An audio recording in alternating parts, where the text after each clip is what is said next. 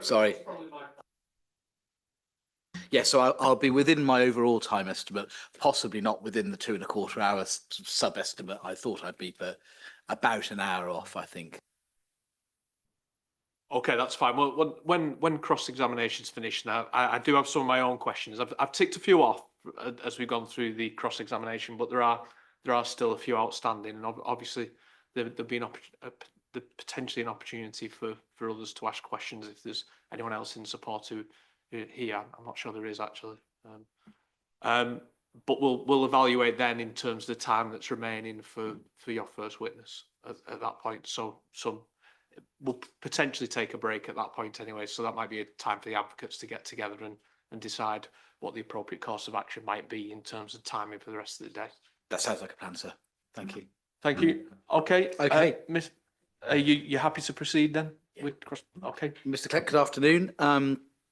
I just want to clear, we were dealing with landscape policy before lunch. Just a couple of questions on design policy. Would you agree this proposition that neither the development plan or national policy in relation to design requires that the design of a new building should rigidly copy what's already in the vicinity? You have regard to context, and there has to be an appropriate response, but it doesn't need to be a carbon copy of what's in the vicinity. Is that agreed? I agree, it doesn't have to be a carbon copy, but there is some very clear guidance on, as you say, context and in local policy, local distinctiveness.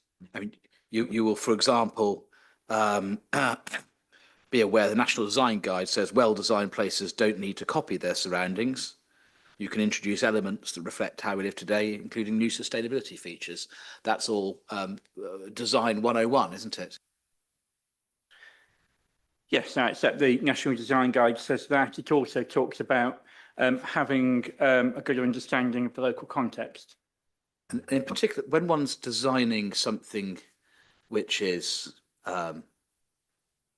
unprecedented, there is no Ismaili funeral pavilion in the southeast. By definition, one can't replicate local vernacular. One has regard to, one channels, if you understand what I mean by that, channels appropriate elements of the landscape and townscape, but by definition, one is creating something to some degree different and new. To some degree, yes, it would be different, notwithstanding there is the church next door, but yeah, I accept there is no other building of this style. Thank you. Then on that's all I wanted to ask you on design policy. I don't think there's much, if anything, between us on that. On then the landscape baseline, very quickly, if we go to Ms. Ritson's main proof, and I'm just going to take you to two parts of it, starting at 2.8 on 11, page 11, and 11 of the proof. So there's about the policy context. Yeah. 2.8.1, not AO and B, is AGLV. No impact on AO and B alleged. Current lawful use of cemetery and woodland burials, etc.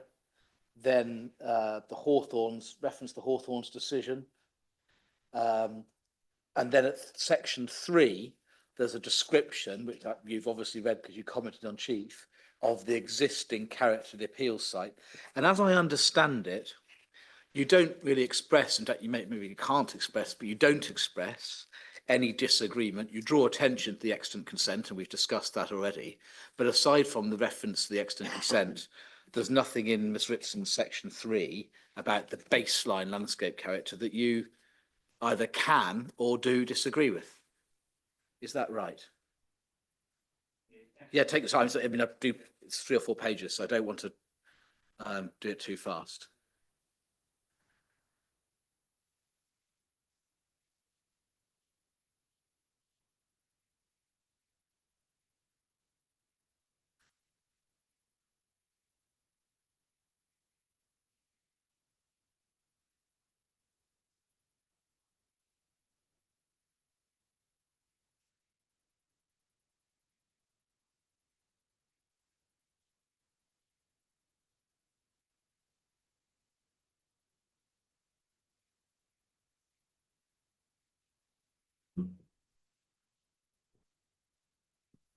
I think in general terms, it is a fair reflection of the baseline. Thank you.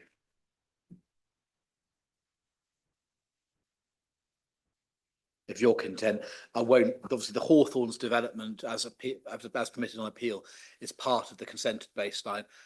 You've got the plans, sir, before you. I don't think it's going to help going over that, but you'd accept that the plans as set out in CD 1211 and 1215 are accurate and form part of the consented baseline. We should have regard to those in understanding the consented position that's likely to come forward in relation to that part of the LCA. Absolutely. Albeit the Hawthorns isn't yet built, but is consented. I'm presuming we must infer it's going to be built, probably in the 5-year supply now. Yeah, I think people are on site at the moment. So, yes. Yeah. Thank you. Then could you take up, we will need to go back to Ms. Ritson's proofs in due course, but I'd like to now go to the officer report. Excuse me. CD 5.2.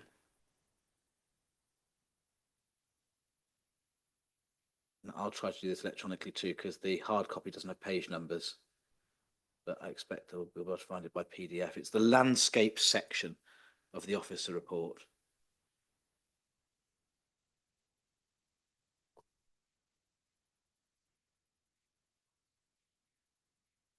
Is that section 11 you're referring to? Yes, I think Yeah. so. Yeah. And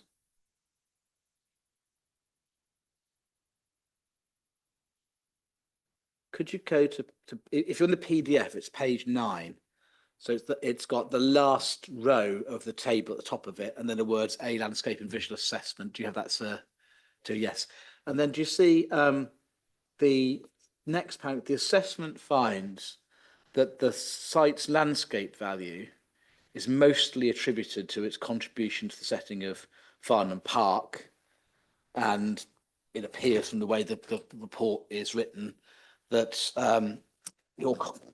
Mr. Brown agreed with that assessment, that the most significant landscape value of the appeal site is its contribution to the setting for Farnham Park RPG. That seems to be accepted by the officer report, doesn't it? That is what it says.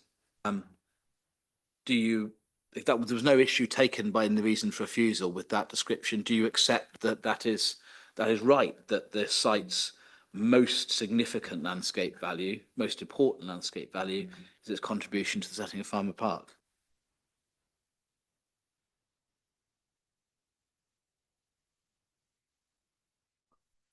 I think, yeah, Farnham Park is clearly important. I don't think it's the only area of landscape value.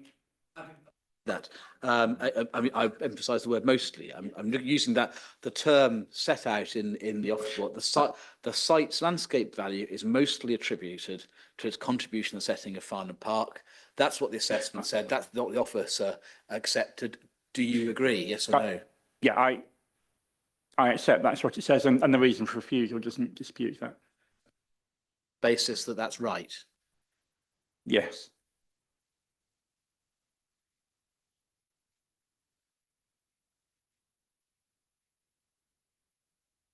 We've already established, haven't we, that there's no allegation in the reason for refusal of harm to the setting of the Farnham Park RPG, is there? No, there isn't. So the inspector can note, can't he, that the principal aspect of the site's landscape value, the contribution setting of Farnham Park, is not something which would be undermined by the appeal scheme. That follows, doesn't it? That follows from the wording of the committee report and the reason for refusal.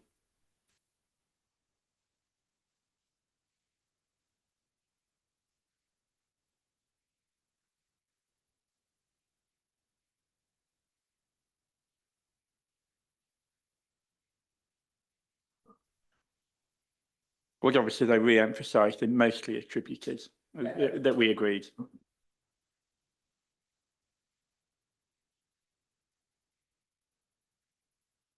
the majority of the pie if we're thinking of it as a pie, the majority of that pie in terms of landscape value not affected, and we're looking at the remaining slice effectively, as you see it, openness, and whether that's affected. Is that fair? I think that's fair, but noting that Farnham Park and the appeal site are in different landscape character areas. Indeed. Now, on this issue of openness, on that remaining aspect of the site's landscape value, as you see it, openness, let's drill down on that matter. We've seen that because the site's not greenbelt, there's no policy requirement in national or local policy to protect openness for its own sake in the way that it is under greenbelt policy. That's right. Yeah, I think, we've already agreed that it's not the same as greenbelt would be. And we've agreed also that there's no absolute local policy requirement to keep the land permanently open. There's a sphere of tolerance in terms of impacts. There's no local requirement that in itself any additional built form is harmful. That's correct, isn't it? Yeah, I think, I've accepted that in principle development could be accepted subject to meeting the tests. It follows from that, doesn't it? They're both under national policy and under local policy. There's no policy protection of openness. The question is openness part of the landscape value of the site, such that it should be on a sort of fact-specific analysis, something which should be protected? Yeah, I think openness goes hand in hand with character and appearance. I accept the reason for refusal says openness. And there are policy tests that would then follow to consider the appropriateness of a development. Yes, we must remember, of course, it's character, not character and appearance, because visual effects aren't part of the reasons for refusal. We must remember that, mustn't we? Okay, yeah, so character. Now, can we go then to CD 12.7, landscape character area? I'm afraid I did have difficulty with the reproduction of the table in your proof. So do you mind if we go to the... Do apologise, no, sir. We I'm sure did it's my send printer. a updated version when we realised on clarity. That's okay, don't worry. Let's go to the... so it's CD 12.7, and in the core document, it's page 21 of the PDF.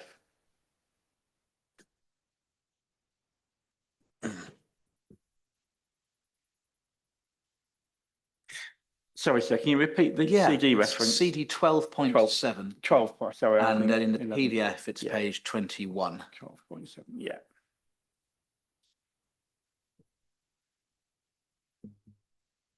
Yeah. Spanner, I think it's coming up as 19 on my PDF. I don't know whether there's some different sizes. That's really is 19 of the printed version, then on the page numbers on the actual PDF 21. That's not, if you've got 6 February figures. Yeah, no, Yeah, I was just making I'm sure I there. was on the right one, that's all. I Oh. assume that was the one you wanted. Yeah. I wasn't there, Singer, thank you.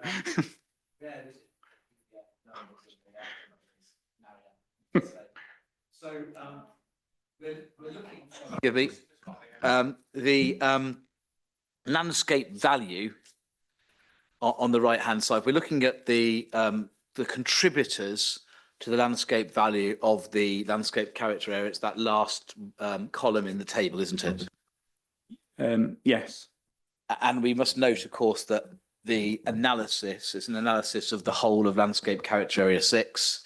Yeah. Different parts of it will possess more or less. You know, some will have more, some will have less of those features. It's a so we must. It's not a substitute for a granular analysis of the particular parts of that character area. Yes.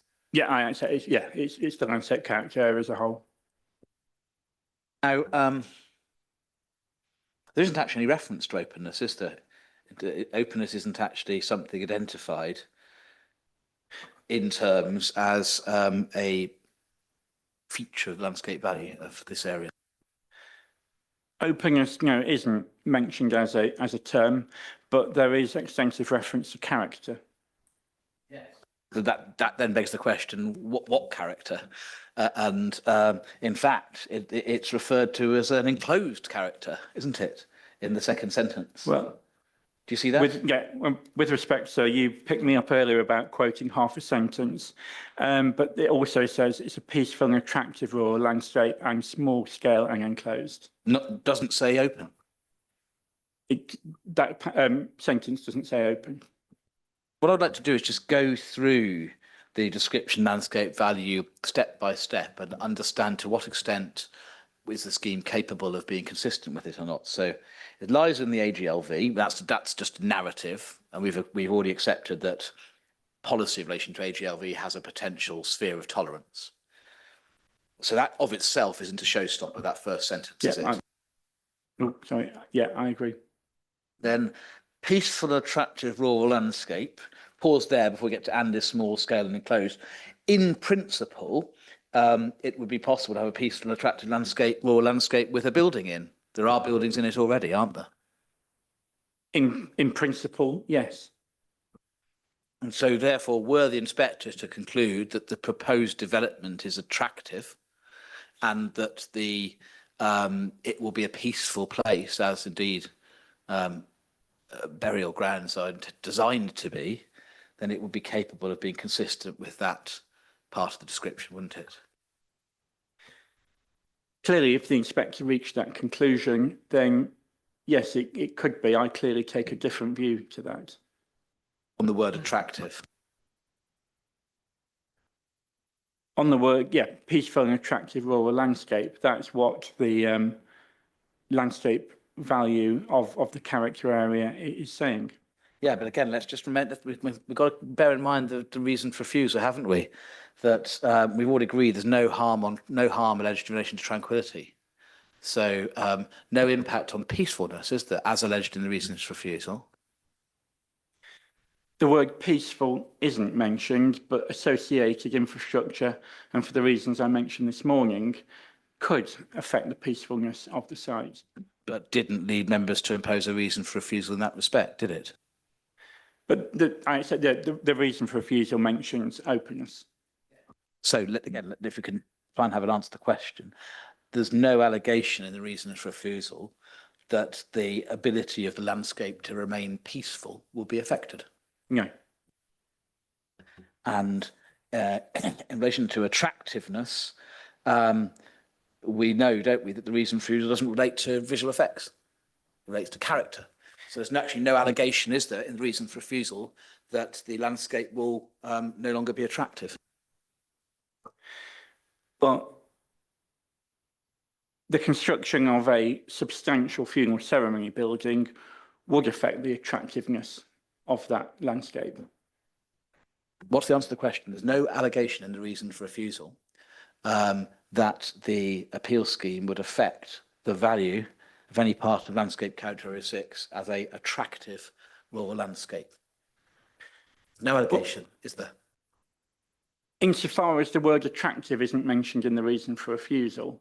But No. Sorry, that's a mischaracterization of the question. It's not that, is it? We've agreed the reason for refusal doesn't allege unacceptable visual effects. It's a landscape character, townscape character reason. And so, therefore, if there's no allegation of unacceptable visual effects, axiomatically, there's no adverse effect on the attractiveness of the rural landscape. I think attractive and an attractive character, I think, do go hand in hand. The open character that's the subject for reason for refusal. It's not about the aesthetic quality. It is, about openness, but aesthetically, that the attractive is part of the landscape character. Well, except that then you go on to say, well, the attractive rural landscape is enclosed. Now, enclosed is the opposite of open in landscape terms, isn't it? In pure landscape terms, but not if you're considering a planning application necessarily. But I'm asking about the contribution of the site and the effect of the scheme on landscape value, and the landscape value of landscape character area 6 relates to its being enclosed, not open. That's right, isn't it? It does talk about enclosed, but also if we're looking at character, this proposal would invite a large number of people to visit the site who will have a perception of the character of the site. A large number of people who are desperate for a funeral pavilion that allows their loved ones and friends to be properly dignified. You're really suggesting that the Ismaili community will object to their own pavilion? That obviously goes into the need case again. We clearly have differences of opinion on need, but also there is a wider public perception. But as I said, we've agreed that no visual effects aren't part of the reasons for refusal. So let's be fair, Mr. Collett. I'll ask you just reflect on that sentence: peaceful and attractive rural landscape, small scale and enclosed. In landscape terms, the reason for refusal does not allege an impact on that, does it?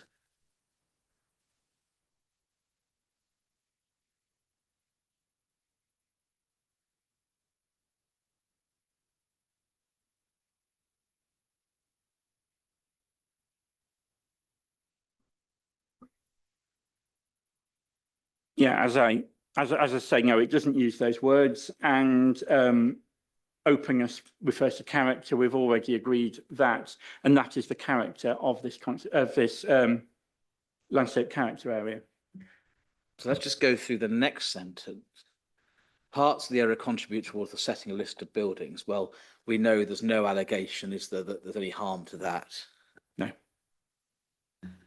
Historic links in ownership between the character area and Farnham Park. Then just pausing there, there's no allegation of setting harm to Farnham Park. We've accepted that. And then there's no impact on the last two sentences in that first paragraph of landscape value, is there? From parts of the area down to surroundings, none of the considerations listed there are undermined by the appeal scheme, are they? No impacts on Farnham Park nor the historic landscape are alleged. Then part of the distinctive rolling clay farmland, which forms a green wedge between Farnham and Hale. Now, pausing there, the baseline for the appeal scheme is not farmland, but as a cemetery stroke burial use, isn't it?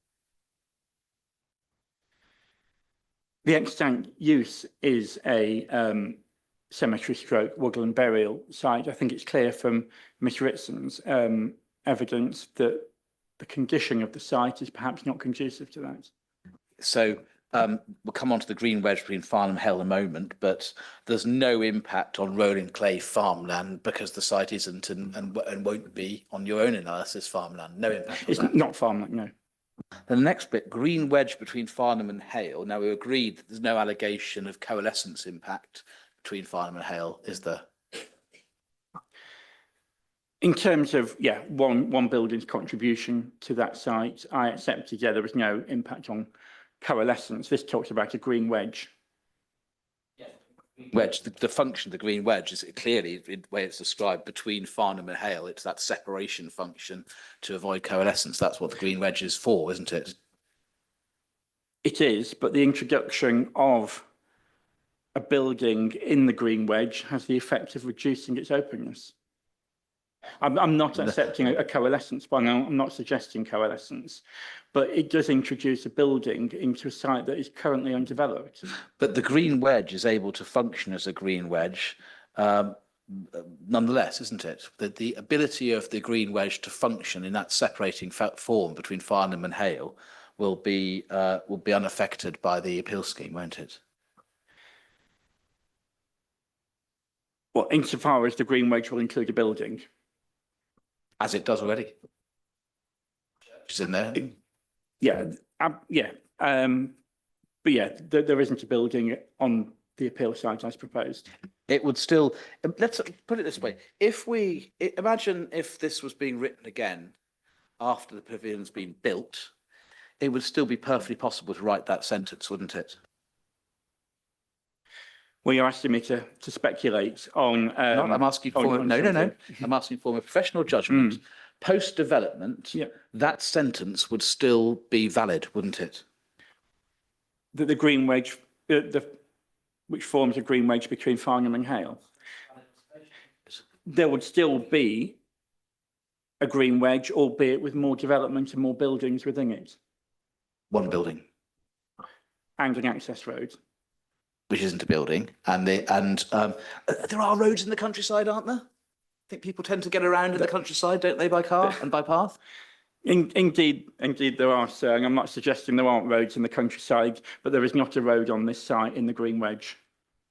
And you're aware of the tar, it's not tarmac. I think you refer in your evidence on it being tarmac. It's done. Well, I've it's referred not to tarmac. bitumen, which I think is actually the statement of common ground. Yeah, you misunderstood. The materials, as Mr. McLaughlin will describe tomorrow, are designed in a way to be sympathetic to the semi-rural context. I don't think I actually do refer to tarmac. I refer to a bitumen tar and chip. That is taken from the agreed statement of common ground. Have you seen a tar and do you understand? Do you actually understand what it? What I that have actually looked means? at it, albeit Yes. online.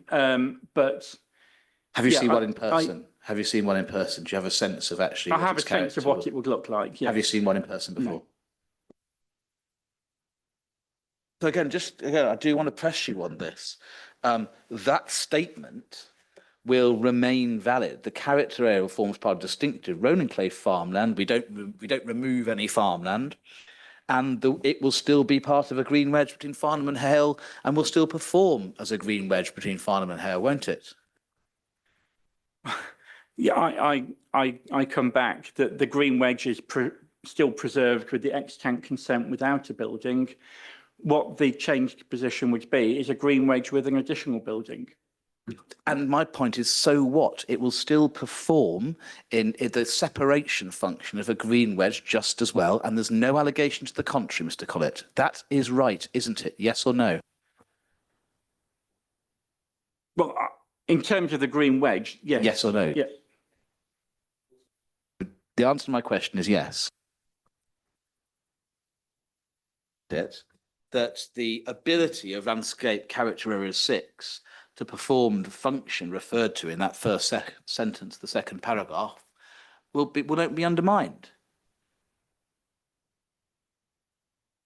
We know change isn't harm. It won't. The ability of the character area to form a green wedge between Farnham and Hale, protecting the separate identity of the two, is not alleged to be undermined and will not be undermined. And that is right, isn't it?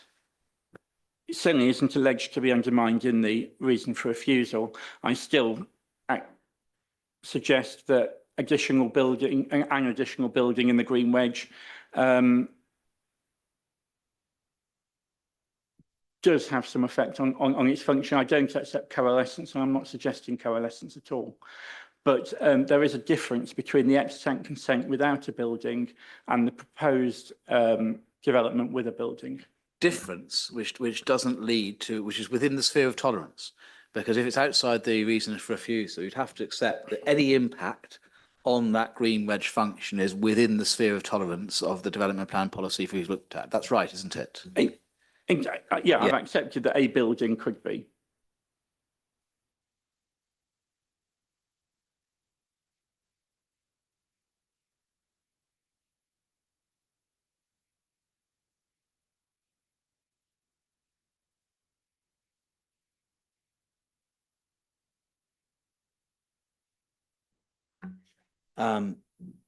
The cemetery has public access, etc. Well, we're not in the cemetery, so that said, the next sentence doesn't apply, does it?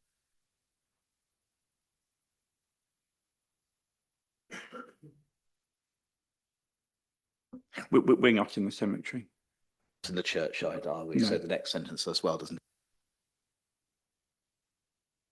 Pulling that together,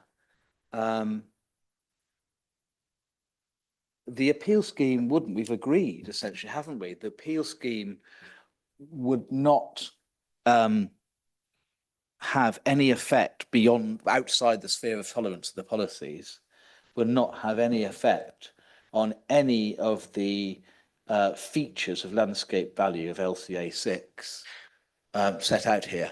think I agreed to the principle of a building. I didn't agree to the proposed building, which I think, because of size and scale, does have an effect. Have an effect on openness, as you describe it, but it doesn't have effect on the features identified here of landscape value. I mean, we've been through them very carefully one by one. And in terms of the features listed here, I appreciate there's still the openness factor generally, which we'll discuss, but in terms of the features of landscape value set out in the LCA 6 analysis, none of them would be affected outside the policy zero tolerance by the appeal scheme, would they? Well, I don't think I accepted, in terms of a green wedge, that we were introducing an additional building. Within the sphere of tolerance. I accepted the principle within the sphere of tolerance. I didn't accept that the current proposed building is within the sphere of tolerance. Well, you accepted outside the reason for refusal, and you must do, because the effect on the green wedge isn't alleged. There's an effect on openness. Yes. But the green wedge, we've agreed, is about separation of the separate identities of Hale and Farnham. And I've accepted that. There's no impact on that. I don't. Yeah. So I'm Can I just intervene a little there? We're getting very back and forward, and it isn't really helping me when we're getting that intervention. I'm at the point where I understand where you're going, Mr. Banner, with this. I also understand Mr. Collett's position, and I believe the position he's put to me is he's put to you, but through by virtue to me, is the fact that he's accepted the principle in policy terms. Is that's correct? But he hasn't, in his view, he hasn't conceded the entirety of the proposal. So, but I'll allow your question to carry on if it's going in that direction. I don't mean to be critical yet, but it's being a little bit coy about actually answering the point, because he can see exactly where I'm going, and I would like a candid answer, respecting your duty to assist the inspector. This building, having regard to the way that the reason for refusal is put, effect on openness, on character, not visual effects, not coalescence, not separation of Hale and Farnham, not impact on enclosure, which is the opposite of openness. This building is not alleged by the reason for refusal and does not cause any policy conflicting impact on those items listed in that column. I appreciate you've got your own point about openness, which I'll come to, but that doesn't engage the considerations listed here, does it? I accept that the reason for refusal doesn't accept that. I do still come back to my and we will explore, no doubt, shortly on openness. Accept that the reason for refusal doesn't engage the items of landscape value listed in this column, albeit there are other matters of openness which we need to debate. Is that a fair summary of where we've got to? That's fair in terms of, openness, but not forgetting my points on character. Sorry, we do need to be very clear on that. The harm to character is by virtue of harm to openness. That's what the reason for refusal says very clearly. Yes? Yeah. And so the reason for refusal does not engage the considerations listed in the landscape value column on this document, does it? Here, yes or no? With what I've just said, it does not. They do not engage the considerations listed in that column relating to landscape value. I'm right, aren't I? Mr. Collett, you can answer yes or no, but then qualify. But I think it probably is the time to give a yes or no. I think I can agree with you, sir. However, what I'm not prepared to concede, and we will come on to it, I know very shortly, are the points on character and openness. So where we've got to, again, just want to be very clear, I don't want to be just so that there's no confusion. We know that there's no impact on the principal aspect, landscape value, Farnham Park setting, as per the officer report. Yeah. We know there's no impact alleged in the reasons for refusal, no unacceptable impact at least, on the LCA considerations of landscape value. So we're now down to, well, is there any other impact beyond those considerations, which nonetheless justifies refusal? Yep. Indeed. All right.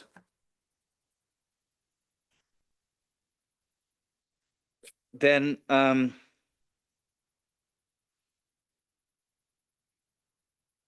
just then on your proof, drilling down onto whether this openness point. So your proof, paragraph 4.6, actually is a quote from another document, but as you so kindly quote it, we don't need to delve into it.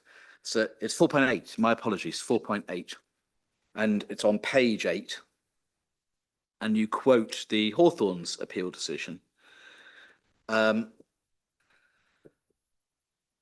that was also in landscape character area 6, wasn't it? I think. Yeah, yes. And you see at the end of the quote of the inspector in italics, you say the remainder of the site, and that's obviously the Hawthorne site, is not representative of landscape character, but is open.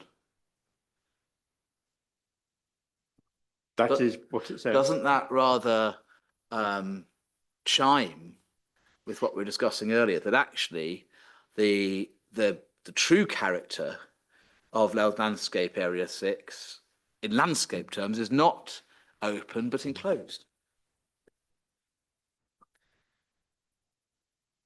Yeah, I think in terms of the inspector looking at the Hawthorne site, he clearly had certain matters to be considering, but the landscape character assessment, yeah, just say small scale and enclosed.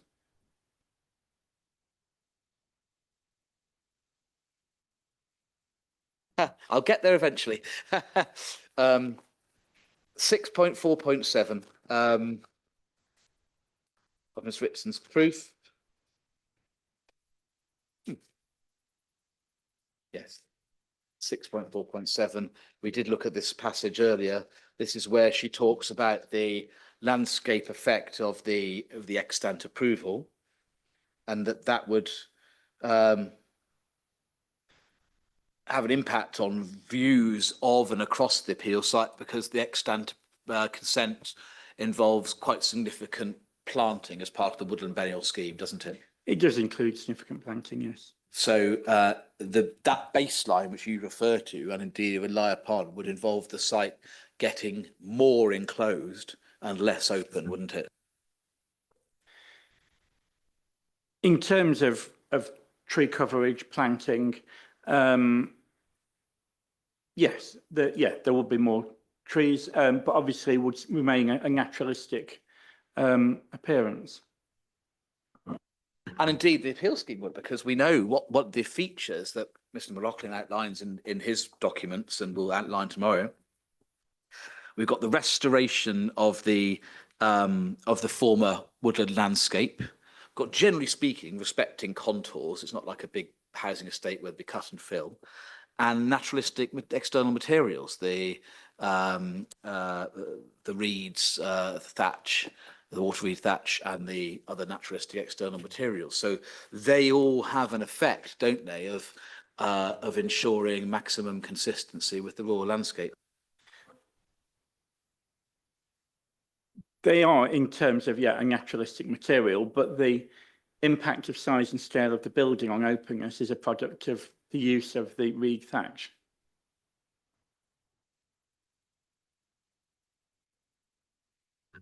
Given that we're now clear that the council accepts the principle of a funeral pavilion building on the site, it's just saying it's too big. What have you done any sort of comparison exercise in your head as to what additional impact on openness there is of the appeal scheme compared to the sort of notional benchmark of acceptability? To be honest, so I'm not here to redesign the proposal. It's here to consider the proposal before us.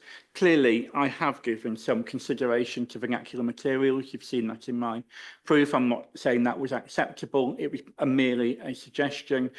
But there will be a plethora of different design styles that Mr. McLaughlin could have followed in to create a building that didn't affect the openness of the site through the size and scale of the building. Well, didn't affect it at all. I mean, let's just test that because, Well, okay. okay. If I can answer the question first, because as I understand your analysis, any new building's going to affect openness in some way or other. Is that right?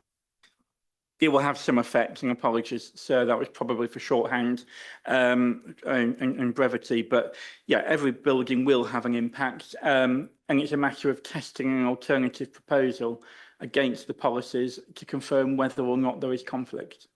And so you, in accepting the principle of a funeral development building on this site, you accept that some degree of impact on openness is inevitable and would be acceptable to meet the identified need. It's just that you say that the effect on openness here, if in fact there is any openness at all on the appeal site, is excessive. It's too much. Is that right? It is too, yeah, in my opinion, yeah, the building is an excessive size and scale that affects the openness. Obviously, need is slightly different. You mentioned to meet the needs. Clearly, need is a material consideration in this appeal. I just want to push you on that because if you accept there can be a building and accept that will have an impact on openness, and the real crux of the reason for refusal is this building has too much impact on openness. To be able to judge whether there's too much impact on openness, you must have some sense of where the line should be drawn, surely. Indeed, absolutely. And in looking, I have to say, Mr. McLaughlin's very helpful visualisations of the building. To be honest, they, for want of better words, paint the picture of how excessive. I'm talking about the thatched roof here. That is excessive on the openness of the site, and in design terms, that is what causes the harm to the openness. Presumably, if the church didn't exist and permission was sought for it now, you'd oppose that. Well, yeah, we're looking at the church is in a different context within the LCA. It's closer to the urban area. I don't think you can compare like with like. I mean, it's clear that the spire, for example, the tower of the church, and indeed the ceilings are more than the functional minimum, and yet its architectural quality is judged to be so great as to be worthy of listing. Yes? For that building, yes.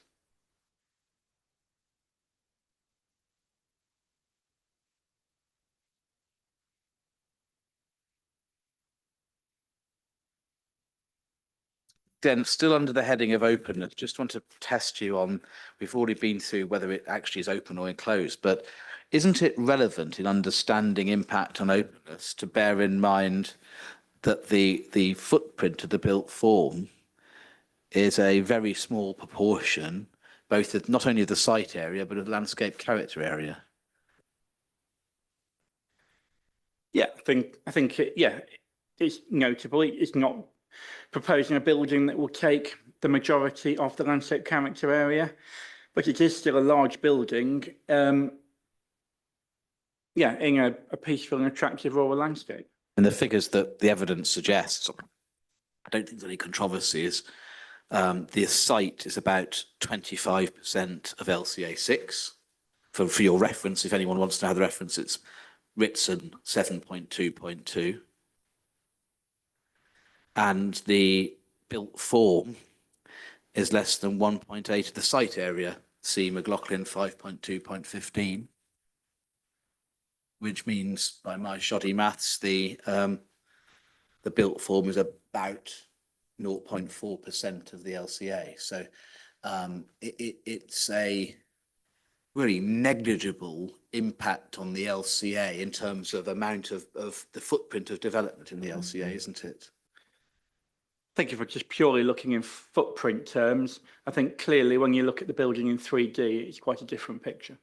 So is it, yes, and I suppose this, so therefore, really, does it come down to when the reason for refusal talks about size and scale, is it really height? It's not so much footprint, is it? It's height is the objection. Is that right? Well, I think size and scale do go in hand. You'll recall in examination in chief this morning, and I know you'll pick up with Mr. Givraj later, the overall footprint that we're told to be a functional minimum. But no, I'd just like to answer my question. Isn't it really, given you've just accepted that in terms of footprint, it's really a negligible change in the proportion of built form in the LSA, isn't it really? I mean, all your points you keep talking about seem to be about the size and scale, seem to be on a sort of the dimension of upwards rather than in terms of footprint. Is that right? Indeed, the principal concern is height, but you can't get away from footprint for the very reasons Mr. McLaughlin has put in his proof of what leads to that height. And it's the span of the hall and the pitch of the roof that leads to a certain ridge height. Proportionately, it's an insignificant change in the proportion of the character area that's built on as opposed to unbuilt on. That's right, isn't it? It's a very small proportion of the landscape character area, but a significant building of height and scale, of size and scale. So yes, subject to the height point. All right.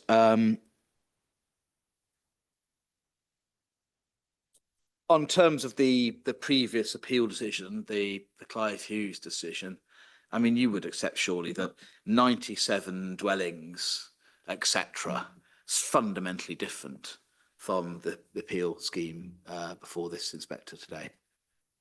Indeed, I do, and I don't think I tried to draw comparisons between that proposal, this. All I was trying to do with the references was to pick out references to character. There's not actually any reference to openness as such in that decision either, is there?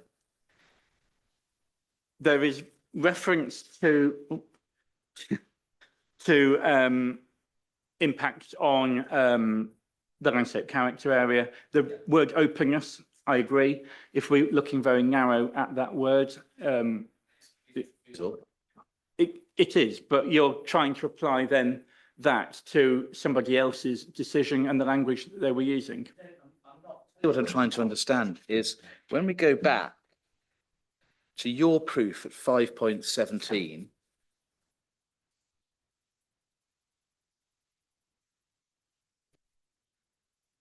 you say here, 5.72,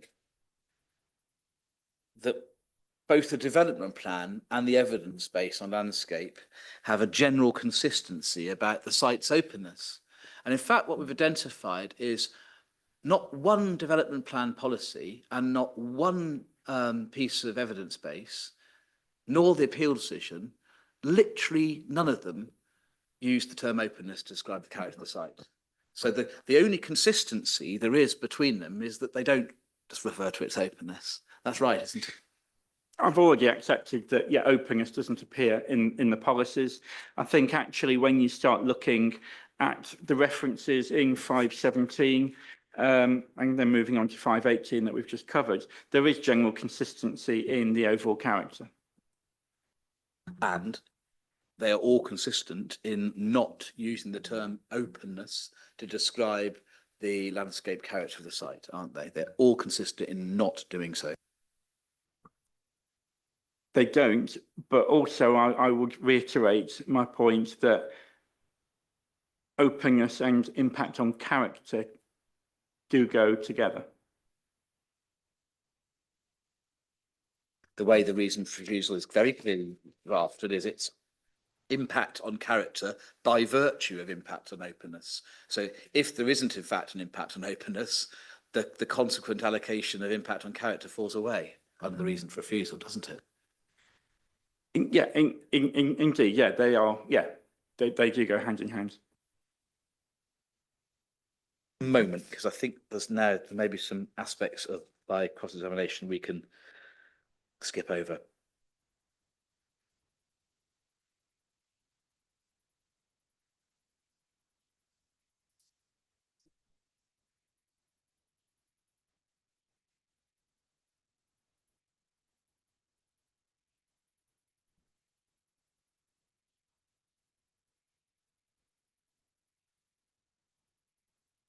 Yeah, the pitched roof.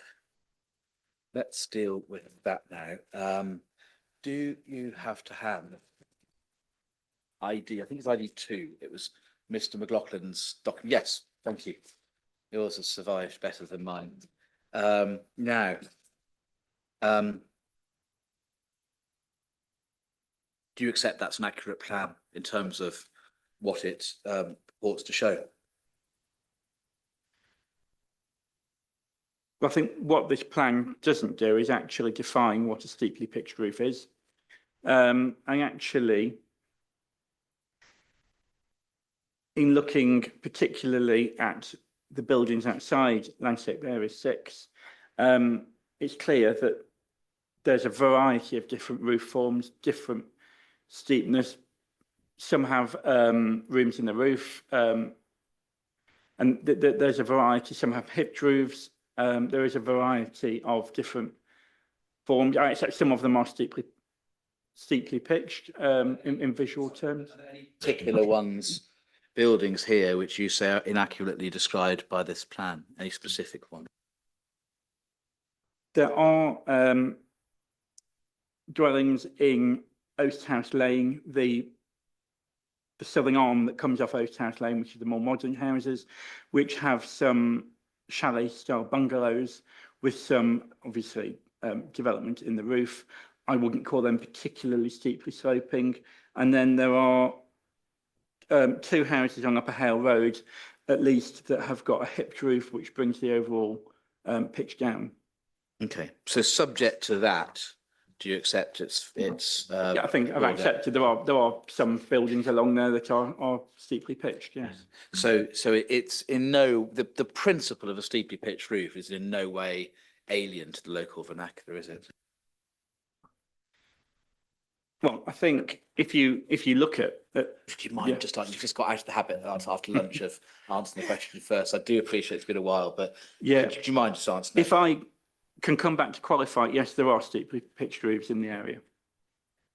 Yeah, thank you. What this plan, I think, does do, and I have to say, I think does pretty well, is actually look or define the location of the proposed building. It's clearly not within, everyone accepts, not within the built-up area. It's very much separate to any other development. I accept there are existing buildings, collection of buildings, between the red line and zone 3 on Mr. McLaughlin's plan, albeit there is a thick vegetation screen before you then go north to where the appeal site is. Would you please take up Mr. McLaughlin's rebuttal?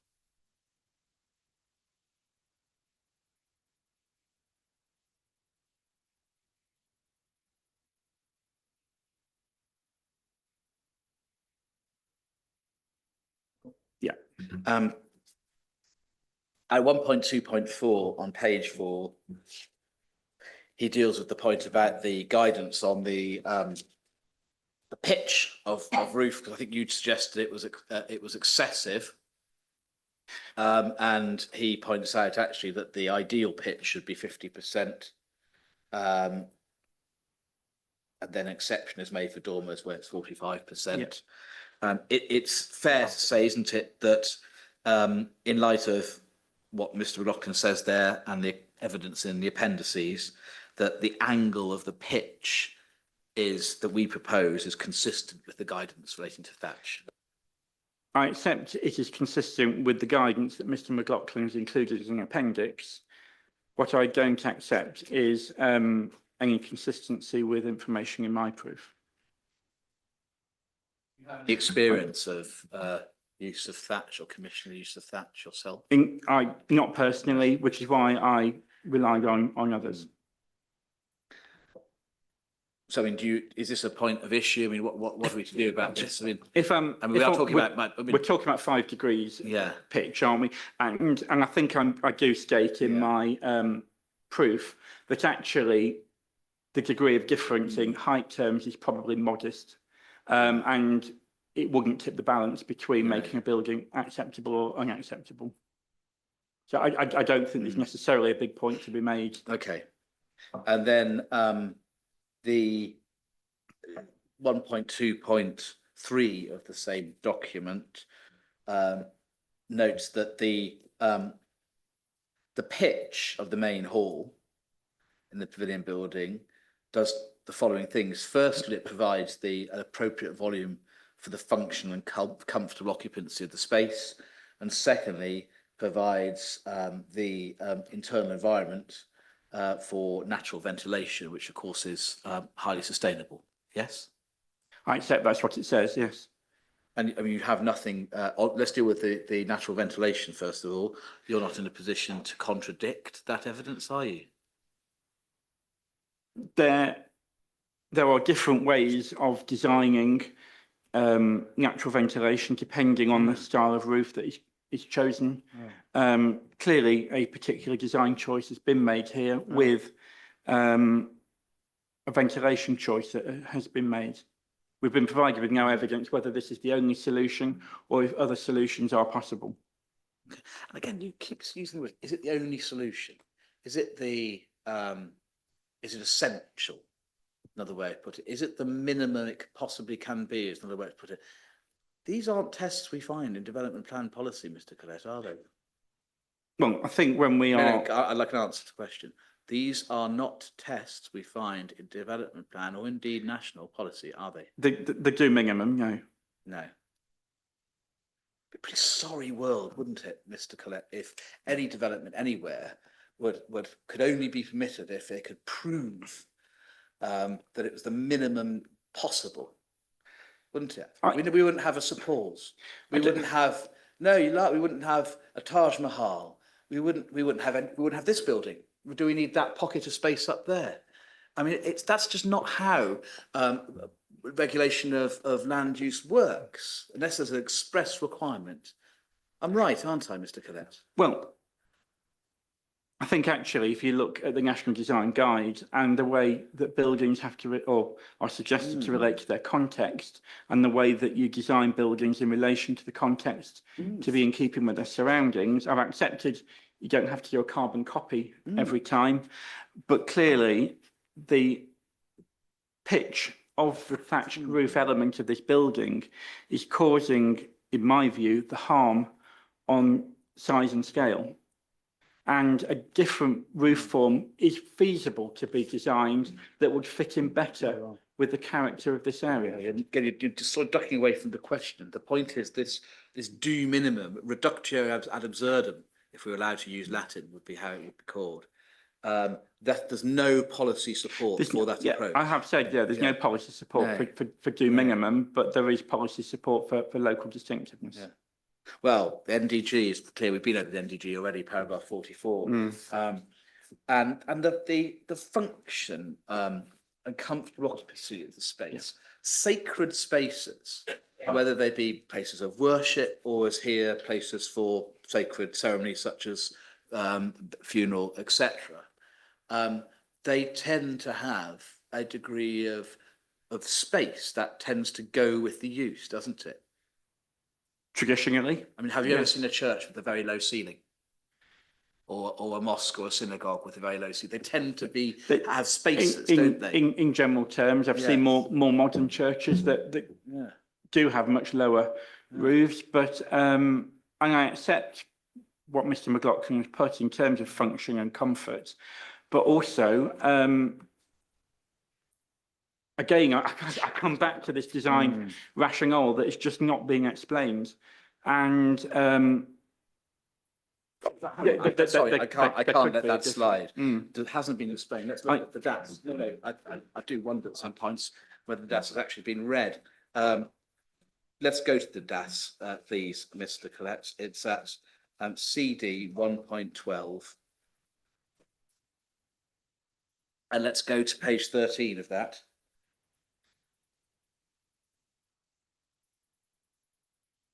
Explains it abundantly clearly in this. Have you read this document? I have, yes. Page 13. It's probably quite helpful. It's actually, yeah, page 13 and page 12. If you can have them together, Oh, okay. hard copies help, but if you have them together in the virtual form of that, perhaps just scroll between the two. Yeah, I you can see, scroll between the two. and you see very clearly the explanation here that Mr. McLaughlin will explain in far more compelling language tomorrow, but essentially the agricultural influence form, which is appropriate for what the council itself relies upon, is a rural countryside location as defined by policy. So rather than a over urban form, as one might find in a Godalming town centre, for example, agriculture inspired form, that clearly one can see the explanation here is what's influenced the shape and form of the design, the sustainable use of the water reed, the the naturalistic external materials, which Mr. Brown considered help the scheme blend into the surroundings. It's untenable to say the rationale hasn't been explained, Mr. Collett. Untenable, isn't it? It's explained here. With respect, I don't think it is untenable. And I have covered in my proof the references to agricultural influences. And I actually haven't objected to the building in itself, just in this location. I haven't said it's bad design in itself, but it doesn't respond to its setting. And the use of thatch hasn't been explained, and why it's considered appropriate, apart from an agricultural building that has absolutely no context in this location. Well, we've been over that, haven't we? This is an unprecedented building, so it's necessary to take an innovative approach, but channeling features of the landscape character types, such as what we've been through already.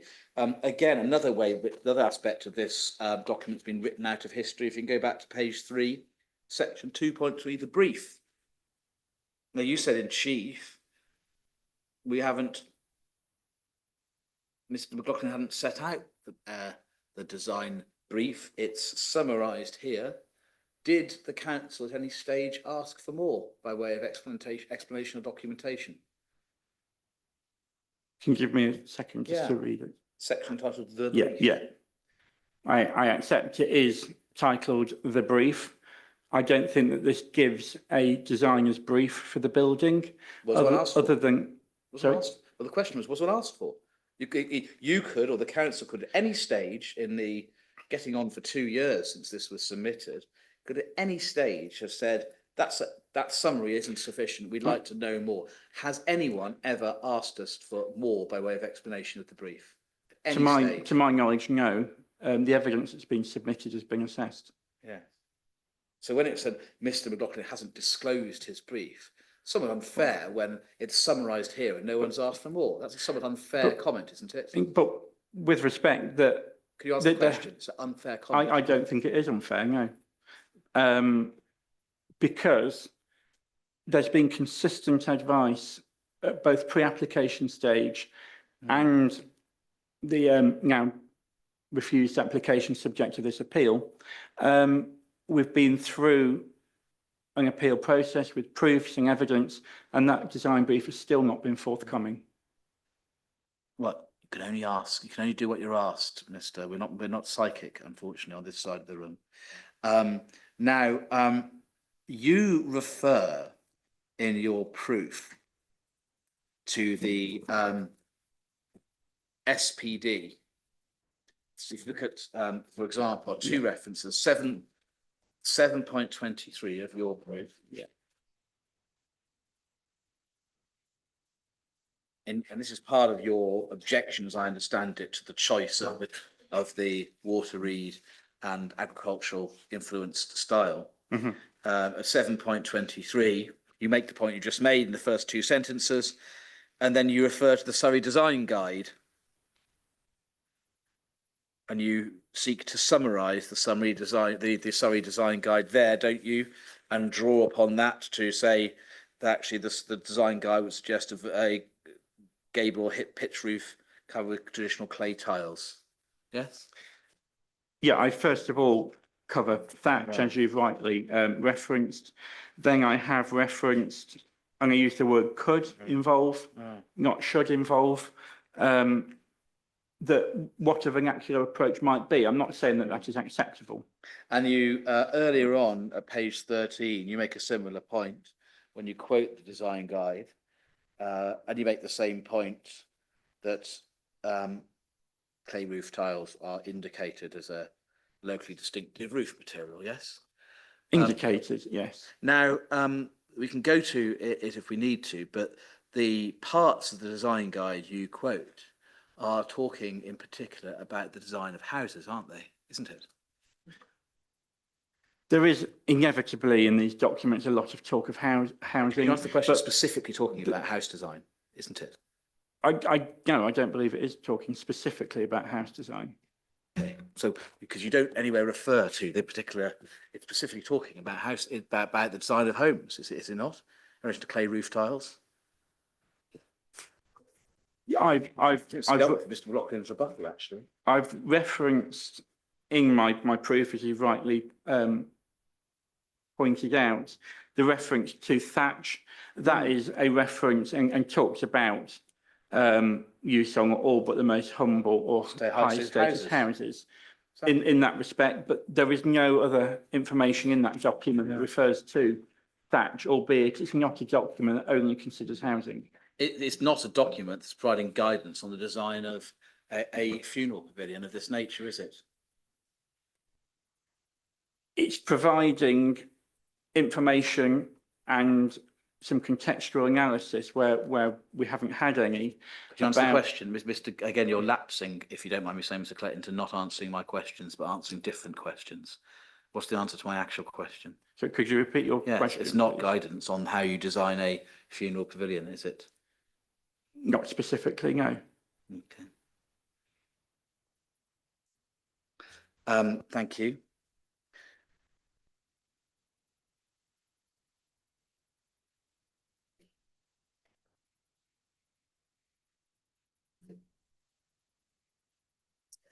Could you go back to Mr. Brown's officer report, CD 5.1,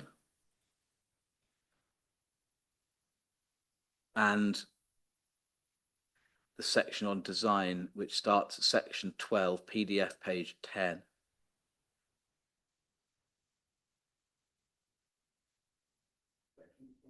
Section 12. Did I say yes? Section 12, page 10 and following.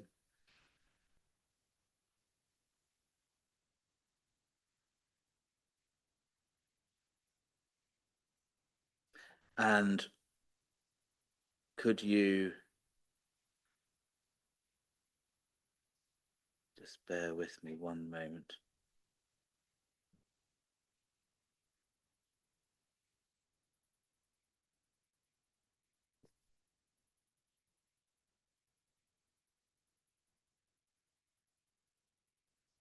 Yeah, on page 11.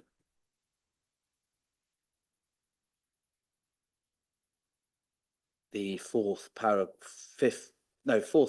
down. Starts in terms of the proposed material. So this is what, after a year and 2 months of work on this matter, Mr. Brown concluded that the materials there, apart from concrete, would be restricted to the minimal substructure, i.e. really would be the minimum essential. The materials are renewable, will be from sustainable, locally derived sources wherever possible. All of that's correct, isn't it? That's what it says, yes. And he says they enable the pavilion to blend into its woodland setting. And that's right. We're not saying it's invisible, because no development is invisible, but plainly the renewable nature of materials allow it to blend into the woodland setting more than if it was something more artificial or stark. I accept, in principle, yes, natural materials can, but a thatched roof of the pitch and heights proposed here, I don't believe does, no. Roof 7.10.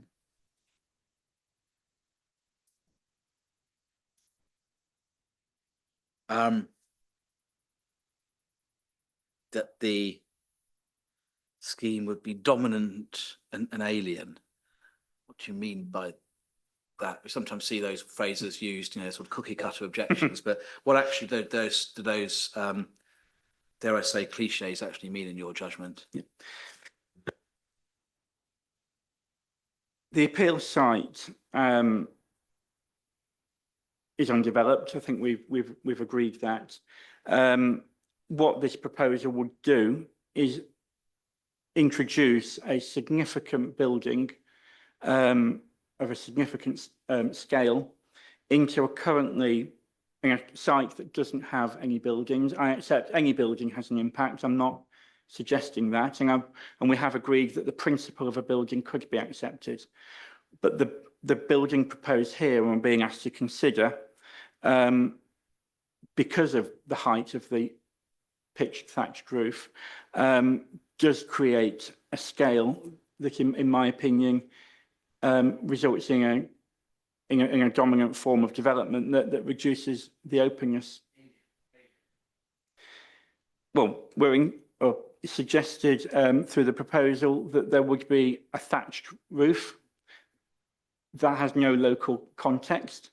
I accept the principle of the use could be acceptable. The issue really at hand is the material choice and height of the thatched roof. Wouldn't the church be alien dominant? There's nothing like the church in the vicinity. So wouldn't just out of interest, how would you differentiate the church? Would, on your own view, be alien and dominant, wouldn't it? The listed church. Well, yeah, they are in different contexts. They are in the same landscape character area, but the church is adjacent to the built-up area and has much more relationship with the built-up boundary. But that's got nothing to do with your analysis. Can I just intervene there? I'm getting a bit of deja vu because I think we've kind of crossed this point before. So if you can get to where we're going, please. Don't seem to anywhere take into account citing.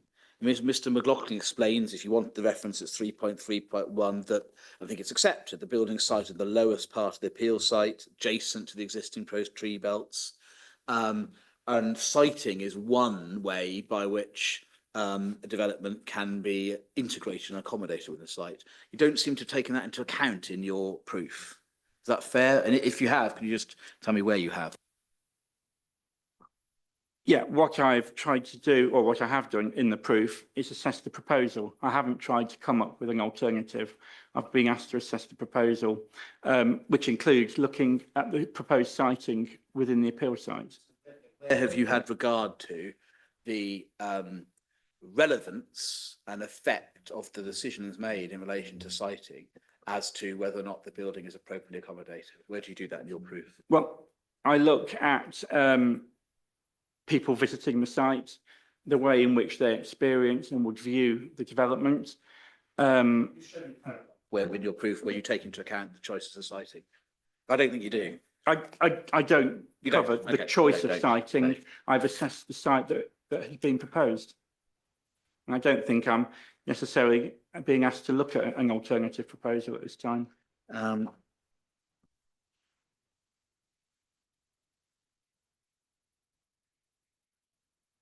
Just to be clear, on this functional minimum point, again, it's not, to be clear, that is not a policy test. What you've done is seek to take, I say, out of context, a term used in the DAS and convert it into a policy test. But you now accept it's not a requirement of policy functional minimum, don't you? Is that right?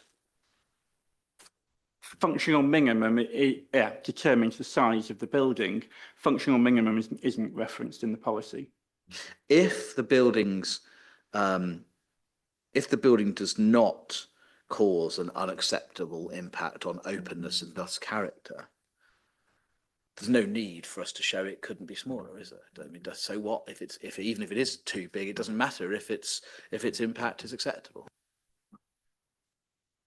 Well, yes, if the impacts are being assessed as acceptable, then clearly it's passed the policy test. So I don't think this proposal has. And it's trite planning, isn't it? That where a building is acceptable on its own terms, or a development is acceptable on its own terms, the fact that there may be an even more acceptable alternative shouldn't withhold permission. That's right, isn't it? I agree. Every scheme should be determined on its own merits.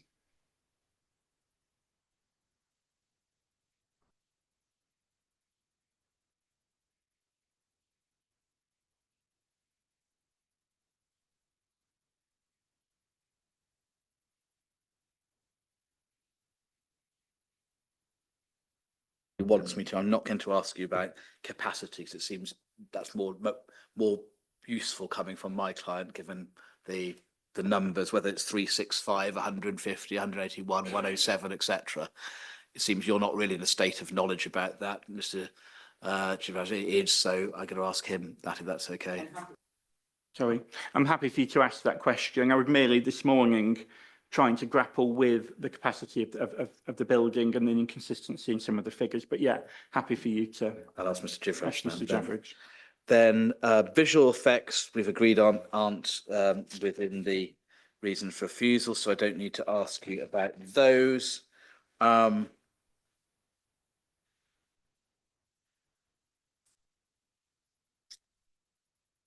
There's no requirement in relation to the need case. I mean, there's nothing in the need evidence, either the statement of case or the two proofs, that you say is wrong. It's more, isn't it? What does that mean for the planning balance? Is that fair?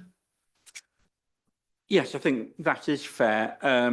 I've read with interest, and I have to say carefully, the statement of case, the proof and rebuttal, to understand the need, and I fully understand the need for a building. And I think, as I've put in my proof, what I haven't fairly demonstrated is the need for the building. Do you accept that, based upon the evidence that we have provided, that any building should do the following things, amongst others? It should ensure that women are able to view the burial process in a way that's consistent with Ismaili culture. Well, I go back to the current situation. I accept it would be desirable, yes.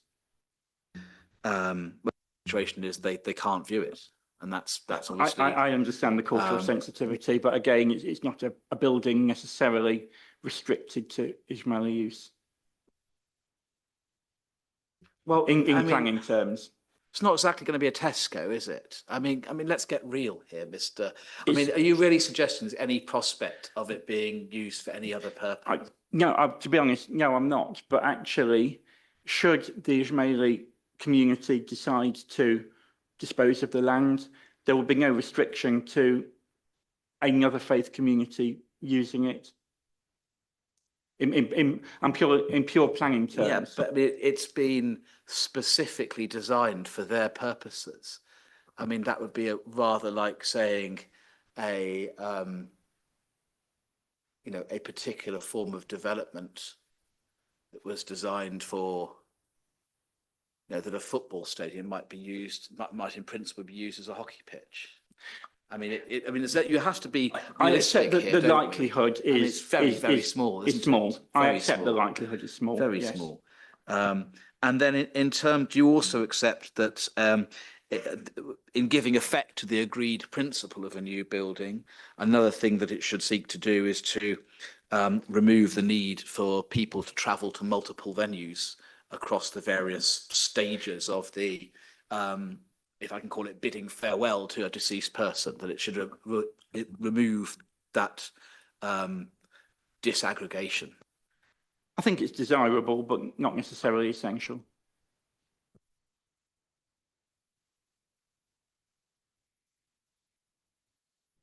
Again, I mean, how far does that go?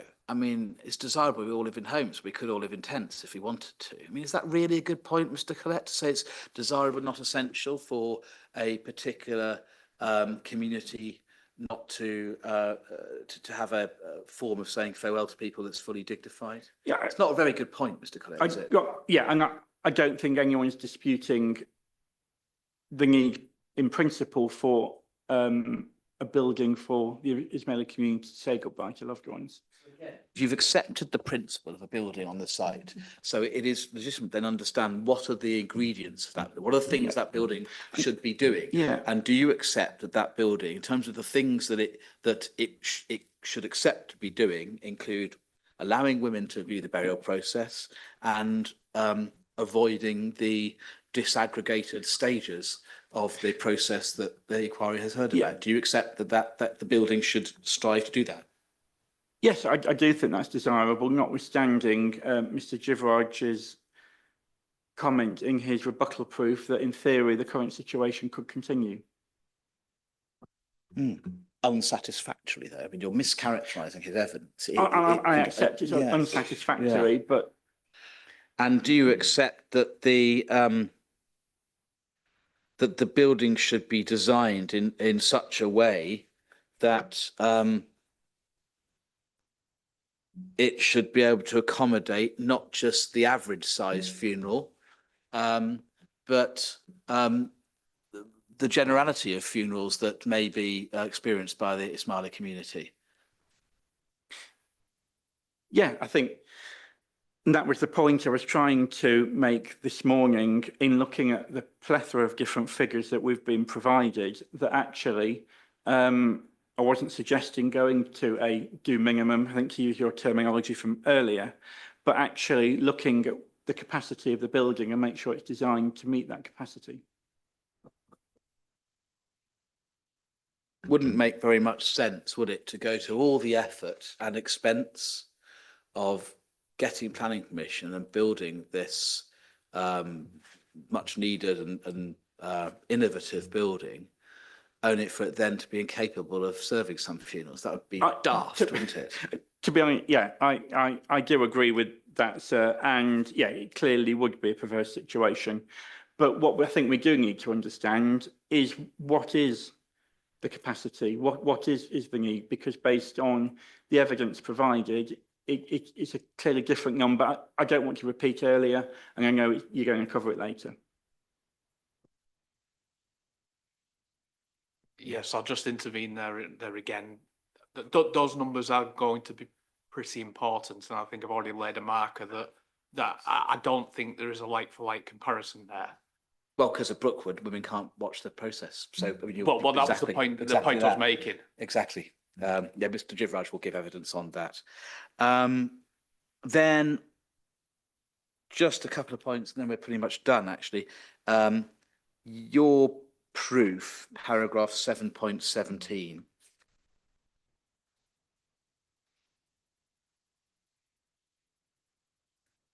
refers to the pre-application advice. Now,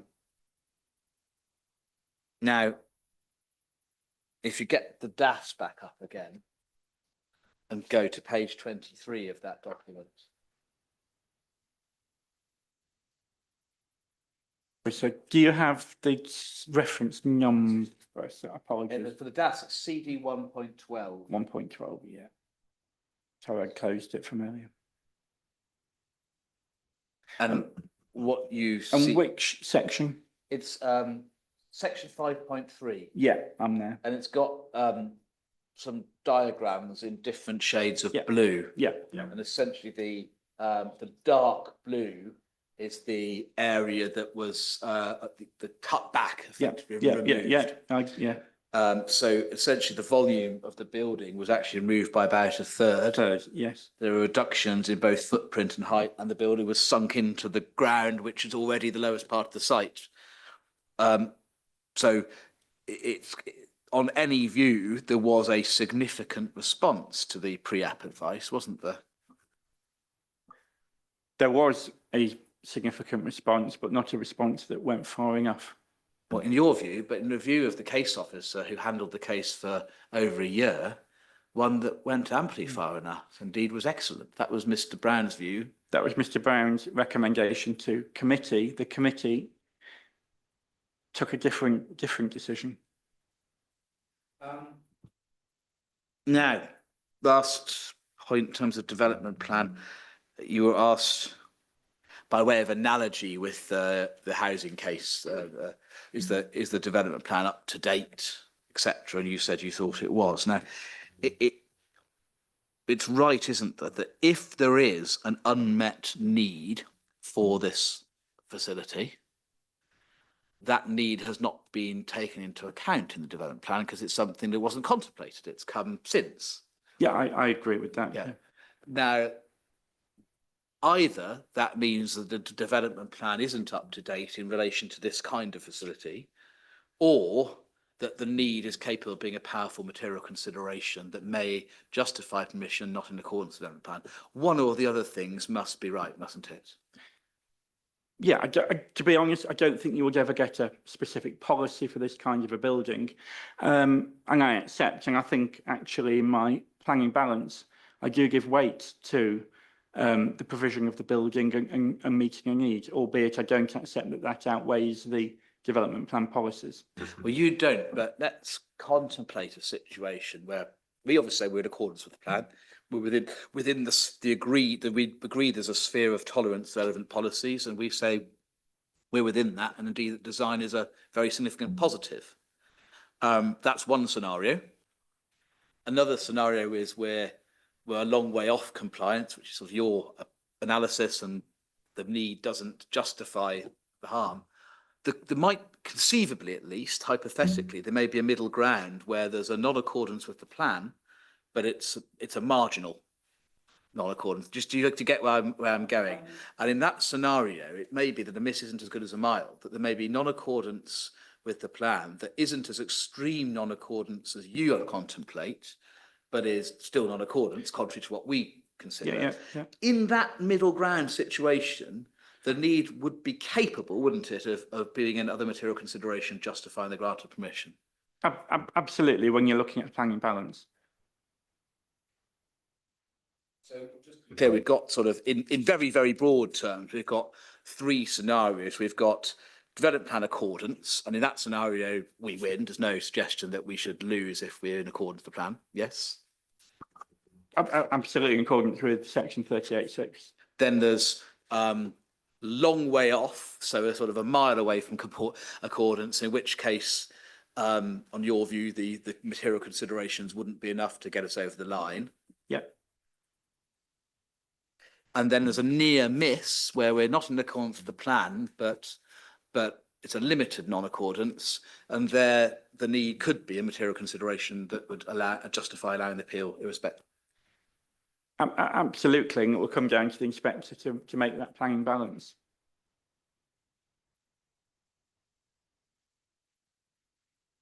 Thank you. I'm just going to check I've not missed anything that I should have asked you. I don't believe I have.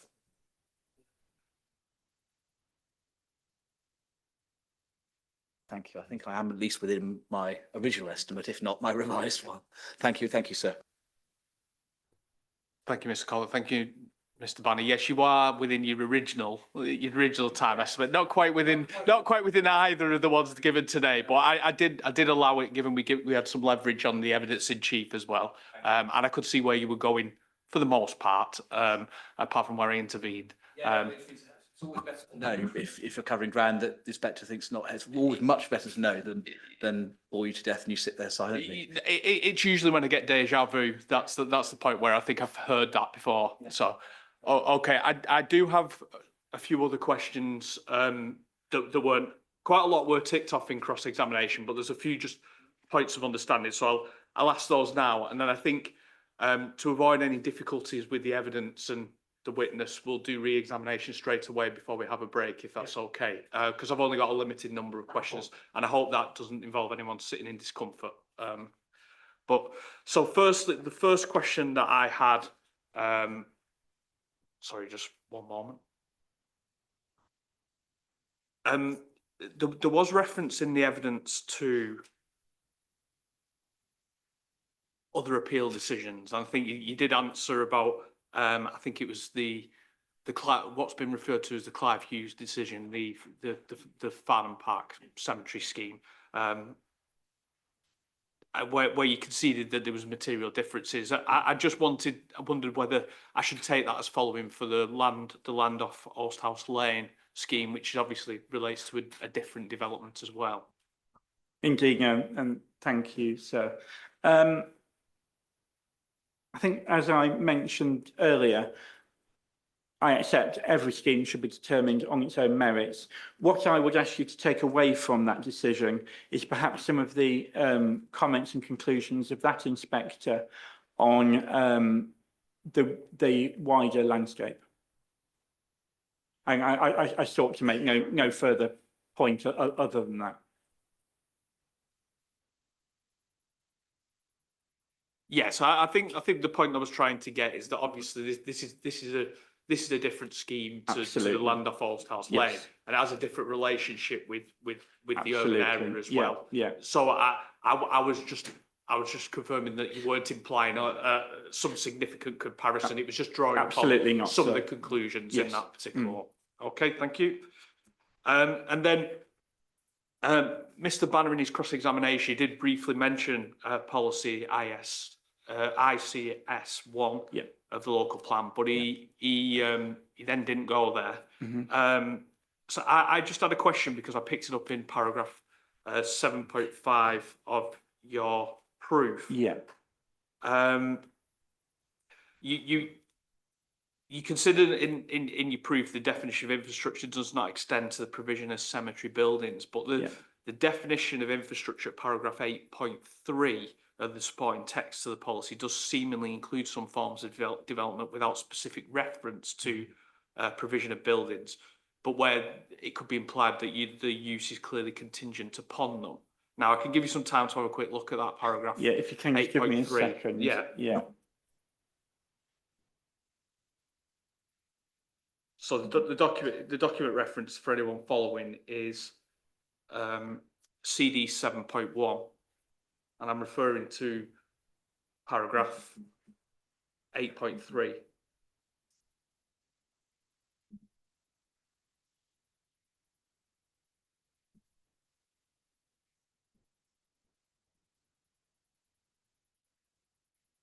I hope I've got the reference right. Yeah, I've had a chance to read that. Yeah, so he's got a list. You can see there's quite an extensive list there. Indeed.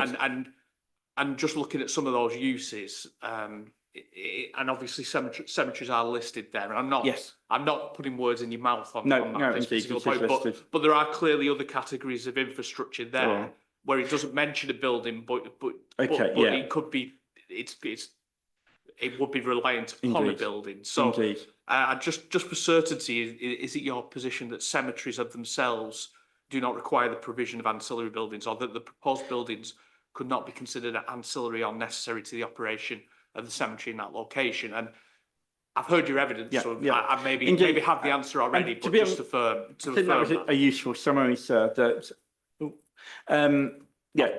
I accept that cemeteries are there, cemetery buildings aren't, and it's my evidence that you can't apply the same test to a cemetery building as you would to a cemetery.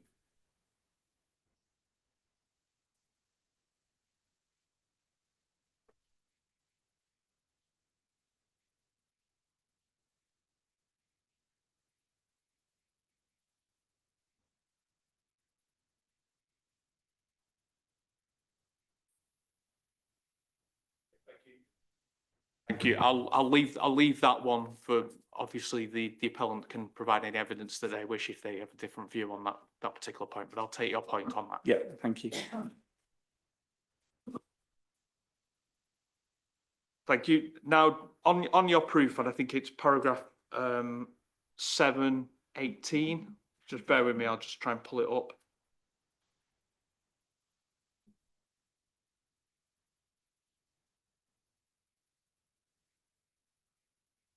So paragraph 7.18 in the proof, in the last sentence, you refer to the deterioration of the site's character through large-scale forms of development being increased through provision of the hard surfaced access road and turning area. Just could you, obviously we had the site visit yesterday, could you just confirm the particular public vantage points from which you think the hard standing and turning area will be observed or visually prominent when taking account of the density of woodland tree cover identified in the submitted plans. It may be the case, because obviously I said that I'm going to do an unaccompanied visit to other vantage points, that the vantage points that I didn't see from the site, or were the particular views that I saw within the site that you want for me to consider? There are some glimpsed views through some of the vegetation from Farnham Park, but to be honest, the main area of impact, and it's looking at the AGLV for its own sake, is actually people visiting the site, attending funerals, and there is a deterioration in the from the associated infrastructure that is provided from that. Thank you. And obviously I heard in cross-examination that kind of point borne out about the visitors. So I'll reflect on what I've heard there, and obviously any evidence to follow on that particular point. I did have that as a follow-up question, but obviously it was answered in cross-examination, so I'm not going to return there. I've only got 2 more questions left, and they're fairly unrelated to what was dealt with in cross-examination. They're just points of detail for my understanding moving forward.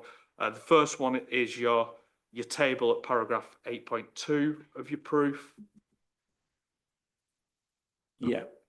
And just work the 4th row, so where you deal with biodiversity, net gain. I just wanted a bit more of your explanation why you consider the absence of a requirement to deliver biodiversity net gain under the Environment Act affects the consideration of the benefits arising from the proposal in that respect. Yeah, no, indeed.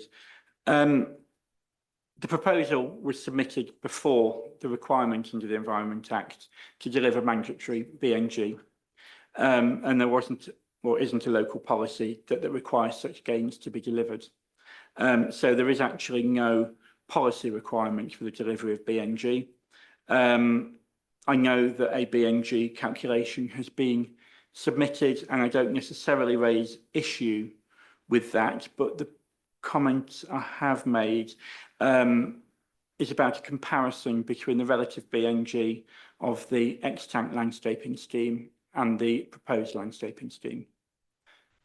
And it's not necessarily the whole gain that is being suggested, which is why I reduced my weight to limited.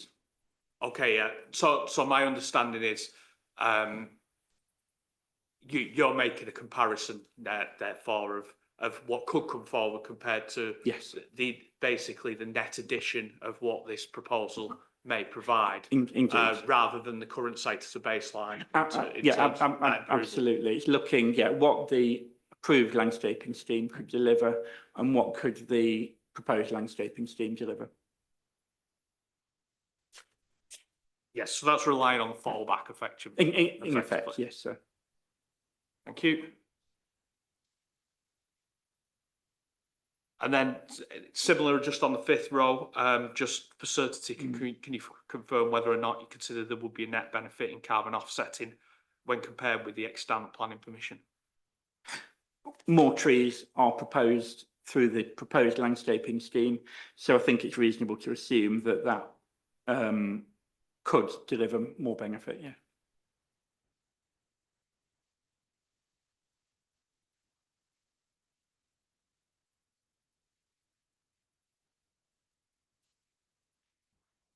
Okay, thank you. I've got questions. I don't believe there's any interested parties that are here to ask any questions of you. So that ends the cross-examination and then inspector questions section.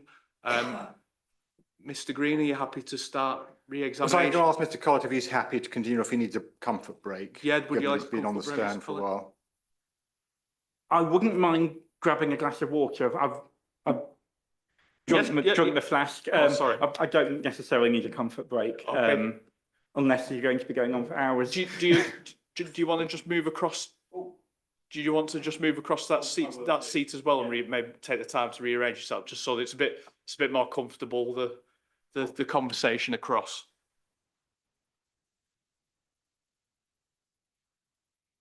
Mr. Green, while we're waiting, obviously you had a time estimate around about 15 minutes for re-examination. Is that ample time? Oh, that should be sufficient, so yes. Thank you.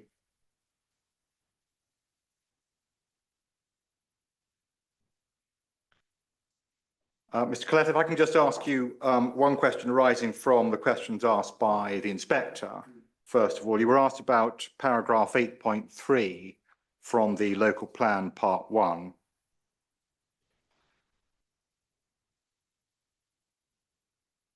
Yes. And you were asked about whether the references to cemeteries in effect included cemeteries and their buildings. Yes. Or potentially that. Do you have 8.3 in front of you? I do, yeah. Yes. You'll see that cemeteries appear in two places. At the bottom of 8.3, the first column, under public services. And then under green infrastructure, again, cemeteries and churchyards appear. Yes. Does that assist you at all in understanding whether or not the references to cemeteries here is intended to include buildings or not? I don't think it changes my opinion. Cemeteries in churchyards, in my view, yeah, don't include buildings. Or the definition doesn't include buildings. Thank you very much. You were asked a number of questions about openness, and I think it's fair to say that there's no definition of openness in the local plan that I can find. No doubt to different people it can mean different things. It could mean a lack of enclosure. It could mean the absence of built development. Mm-hmm. Here, I suppose it could mean both of those or other things. Indeed. How do you approach openness? Absolutely. There are, yeah, different ways of defining it.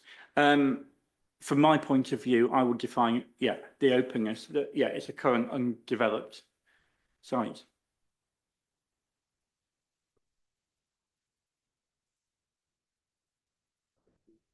There is, not in the context of AGLVs, but obviously there is guidance, government guidance on understanding openness in the context of greenbelts. Yeah.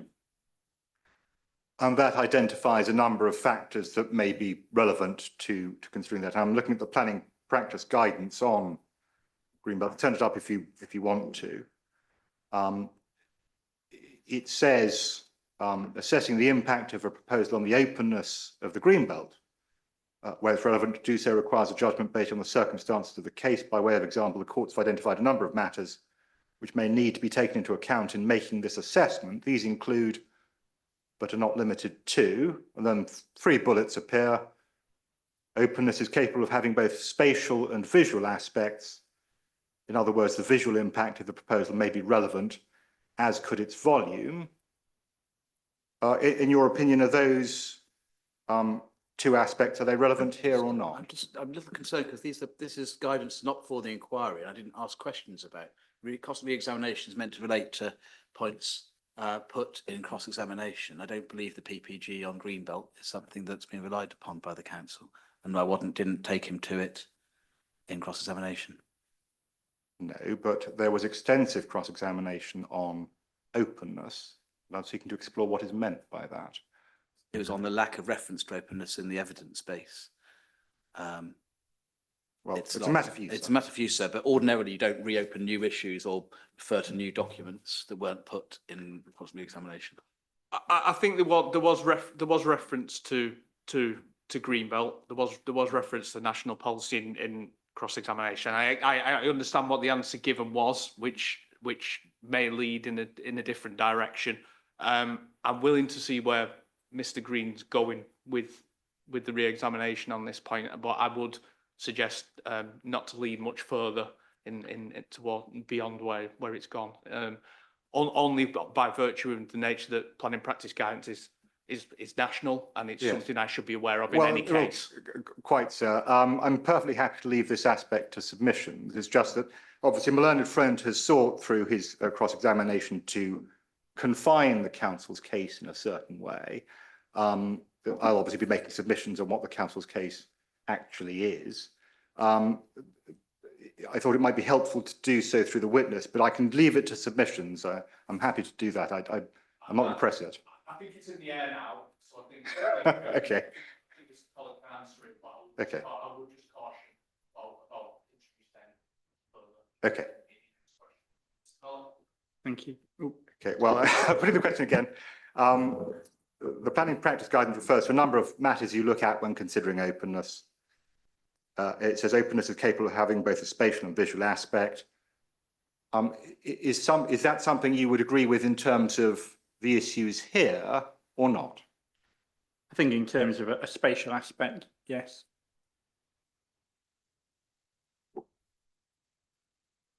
Duration and remediability, relevant here or not?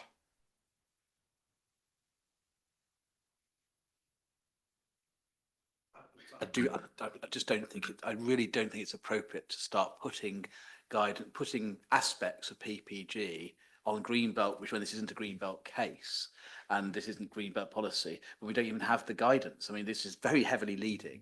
I tend to accept the first question because I think that it did assist my understanding and clarify some of the answers that we've got. I think you probably strain a little bit too far with that question. It was a nice try, but I think, I think we move on to something else now. I mean, Cross-examining him on him treating this as a Greenbelt site, which is my whole No, point. it's quite clearly not a Greenbelt site. I could understand where we were going with the first question, but I think it's time to draw that element to a close, Mr. I'm Green. very happy to deal with it in submissions. That's fine. Can we go to the landscape character assessment?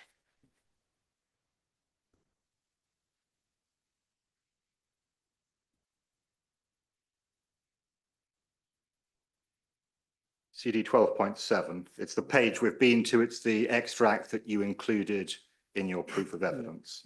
Cemetery fields. Yes. Give me a moment to get it.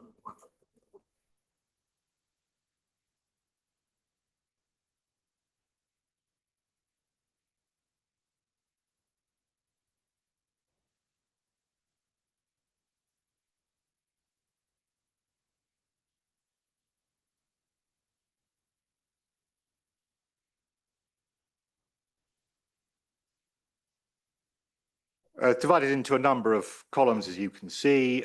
Key characteristics, and you've been through this before.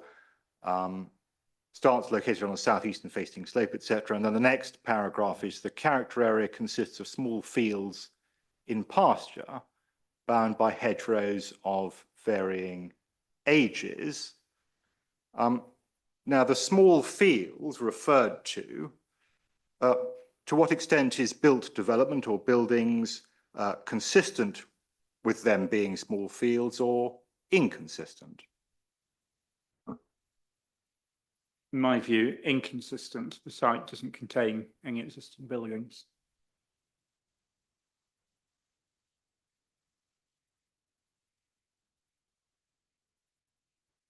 Yeah, I really don't mean to be, but the cross-examination was based on a landscape value column because that was the point, the column we agreed. Explain what landscape value. There wasn't cross-examination on key characteristics. This is introducing a new aspect that wasn't cross-examined on, and so therefore doesn't give me the opportunity, for example, to put to him, these aren't fields in pasture, they don't apply. That's why you in re-examination confine yourself as to what was cross-examined on, because otherwise new points are taken which could and should have been advanced in chief that I didn't get the chance to test. These aren't fields in pasture. So therefore this point. I think there was reference to small fields in the questioning, and I think there is a link to that broader table. Since I know that you did focus in on landscape value in that table, but you did introduce the table in cross-examination. So as part of context, I'm willing to allow the line of questioning in that context. Thank you, sir. The enclosure that is referred to, there's reference there to hedgerows and so on, but the enclosure that's referred to generally in this landscape character assessment, what is the nature of that enclosure? Is it built development? Is it walls? Is it trees? Is it hedges? What is it?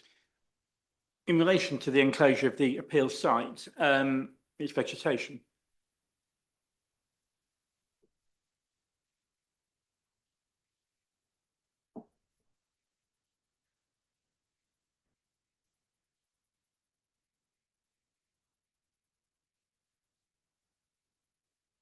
The reference to a peaceful and attractive rural landscape being small in scale and enclosed, again, to what extent is the proposed building consistent or inconsistent with those features?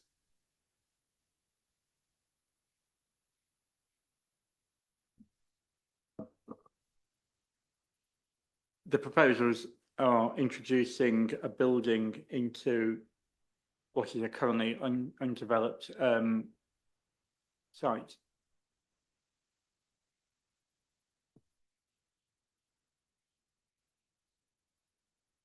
And would that be of benefit to those features or disbenefit, or would it be neutral? It will be a disbenefit to, yeah, the landscape character.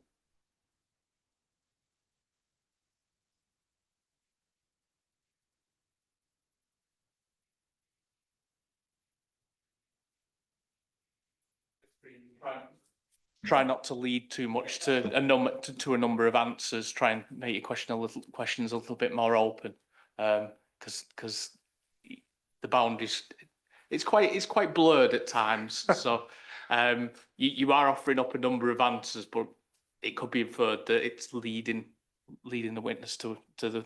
I certainly would not want to do that, sir. So I'll try to be even more open in my questions.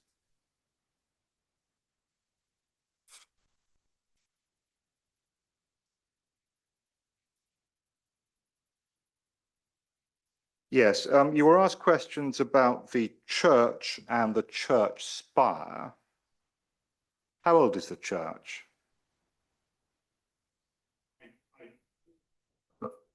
I don't know exactly, but certainly over 100 years, possibly more than two. Yeah, but it's certainly a historic building, which is, yeah, comparative with its listing. Yes. Do you know whether or not it was assessed against the same policy and statutory background as applies today to the appeal building?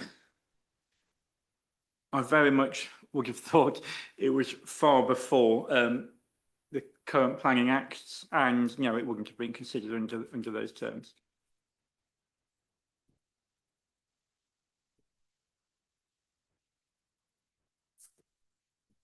The issue of need and functional minimum and so on. If it was accepted, and this is simply for the point of illumination, if it was accepted that the proposed development was twice as big as was necessary, would that be a building that was needed? If it was twice as big as required, then that would exceed the needs.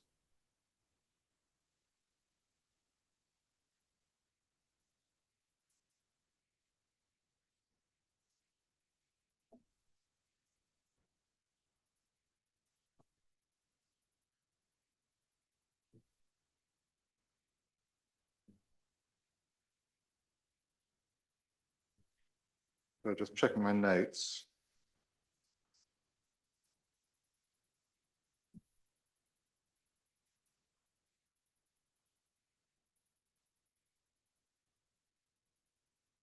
So that's it. Thank you very much indeed, Mr. Collette. Thank you, Mr. Collette. Thank you, Mr. Green. Mr. Banner. You may or may not have read my mind. Having started the day with such great optimism that we might get through, you can probably see where this is going. Could we start, Mr. Jivraj, in the morning? And the reason I say that is I probably need about 20 minutes with him just to go through some of the points discussed. That takes to 4:30.